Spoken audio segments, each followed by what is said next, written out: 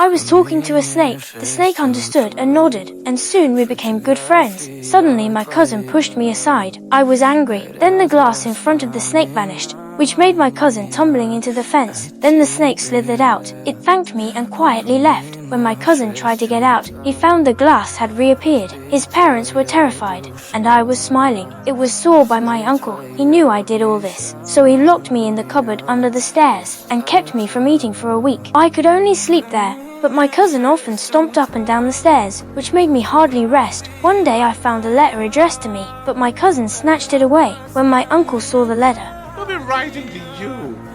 he tore it up immediately. The owls kept sending more letters, so my uncle nailed the mailbox shut, but letters even appeared inside the eggs. My aunt was terrified. My uncle burned every letter that arrived, but more and more owls gathered around the house, and letters poured out of the fireplace. I was thrilled, grabbed the magical letter and ran off. But my uncle caught me. To stop me from getting the letter, he moved the family to a cabin on the sea. Without the letters, they slept soundly, but I couldn't sleep. It was my birthday soon. Every year my cousin got a present for birthday, but no one remembered mine. So I drew a cake to celebrate myself. Just as I was making my wish, there was a noise at the door. Then the lock was opened. It was Hagrid, the Wizarding Academy's guard. My uncle hated witches. He threatened Hagrid with a gun, but Hagrid easily bent it and gave me a birthday cake. Then he gave me a letter, inviting me to the College of Wizardry. I didn't understand what happened. You're a wizard, Harry. And my uncle refused to let me go. Hagrid was furious. He used his magic wand and gave my aunt a pig's tail. Now no one would be disturbed, and I agreed to go to Wizarding College. 5 years later,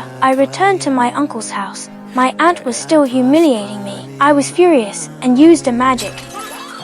Suddenly her fingers grew larger, her body expanded, and she floated to the ceiling like a balloon. Soon she flew out of the room. My uncle grabbed her to save her, but finally he fell to the ground. He was furious and asked me to return her to her original form, but I took out my wand, and now I wasn't afraid of her anymore. This story tells us that only when we are strong can we avoid being bullied.